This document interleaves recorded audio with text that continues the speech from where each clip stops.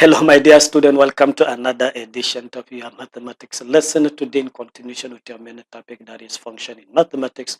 What we are going to discuss today is types of functions. So let's begin. After completing the very lesson today, my dear student will be able to list and explain the very basic types of function. This is what I hope you'll be able to do after completing the very lesson today. So as usual, my dear student, if I write a segment of the lesson, maths is fun. Today I'll give you another interesting number. This number is 48. 48 is so special, so unique.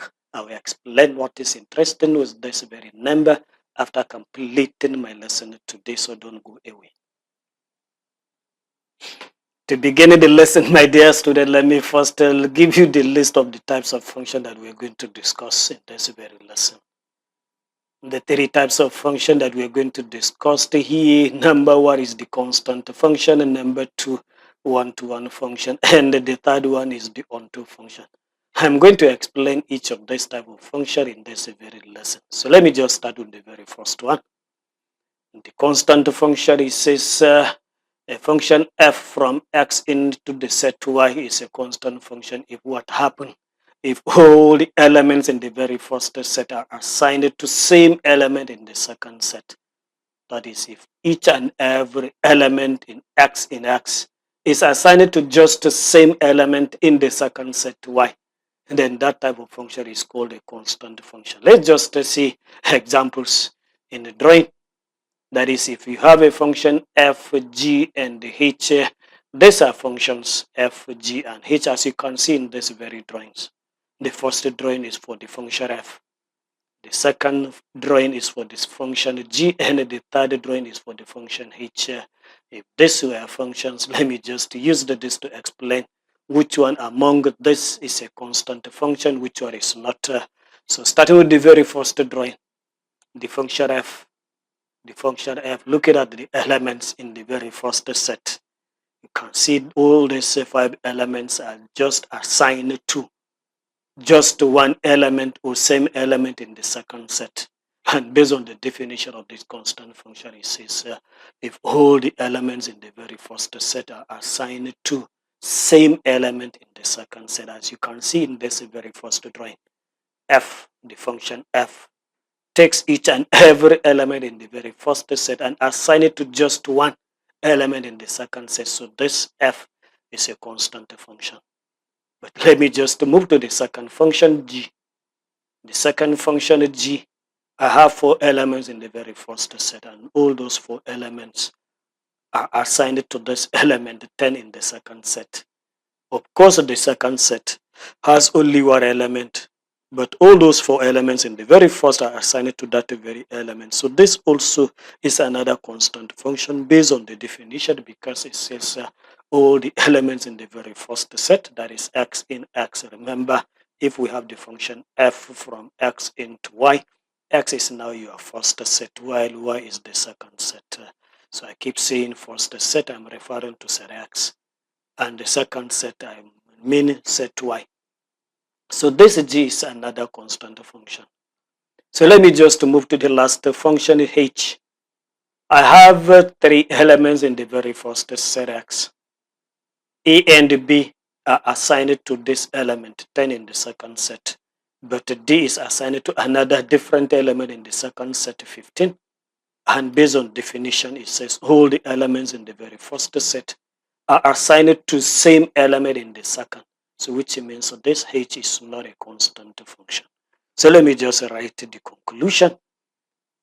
F is a constant function, g is another constant function, and h is not a constant function.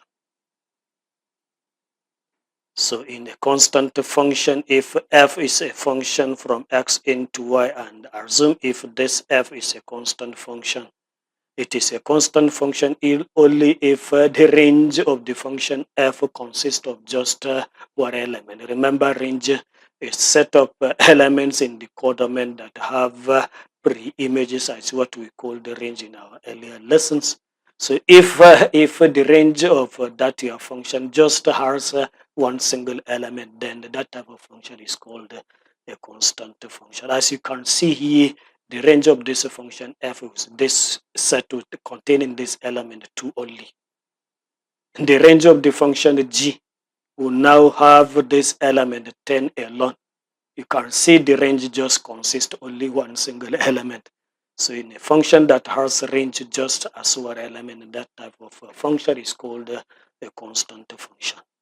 Let me just move to the second type of function. The second type of function is called the one-to-one function. Let me explain it also. Suppose you have a function f from x into y. The function f is called the one-to-one function if what happened? If different elements in the second set, that is set y, have different pre-images in the very first set x. So if this happens, then that very function is now called a one-to-one function. But let me just use this drawing to explain. If you have a function f, g, and h are functions as defined by the diagrams below, let's just have a look at the very first function f. These are the assignation. Based on the definition, it says if you take each and every element in the second set, that element will now have different pre-image. That means there is no one element in the second set that have two pre-images. This is the meaning. If that is the case, then that type of function is called one-to-one function. So if I take a 0, it has only one pre-image. 2 has one pre-image. 6 has one pre-image. 12 has one pre-image. 20 has just one pre-image. So all those elements in the second set have different pre-images, which means this f is one-to-one. But let me just move to the second function g. Minus 1, it is pre-image is minus 2. 0 is minus 1, like that. So this also have different pre-images. So this is another one-to-one function. Let me move to the function h. If I take this 0, this 0 has two pre-images b and d. Look at it. This 0 has two different pre-images b and d. And based on the definition, it says all the elements in your second set have different pre-images.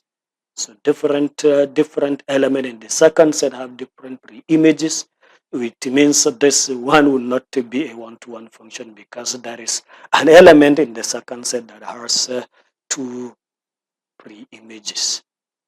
So this is not a one-to-one function. Let me just write the conclusion. So the very first one, f is one-to-one function. G is another one-to-one function, but h is not a one-to-one function. A quick way to identify one-to-one function is says if f is a function from x into y, and if we assume this f is a one-to-one function, it means no two different elements in x. That is, no two different elements in x in the very first set that have same image. Just like if you take this set h, your b and d are two different elements in the very first set, but those two different elements have same image 0. This is just the summary. If there is no two elements in your first set that have same image, then that function is called one-to-one function. Let me just move and take the last function, that is onto function. So in onto function, let's just also explain what is onto function. If we have f as a function from x into y, the function f is called onto if what happened? If every element y in y, that is every element in your second set, appears as the image of at least one of the elements in the very first set, which means all the elements in your second set have pre-images. This is the meaning. If that happens, then the function is called onto function. Let me just use this drawing to explain this definition. If you have function f, g, and h, and these are functions defined by the diagrams below. I have function f, this is its diagram. G, this is its diagram, and function h. So let me start with the function f. Let me just analyze it whether it is onto or not. Based on the definition, it says every y in y That is, every element in the second set has a pre-image.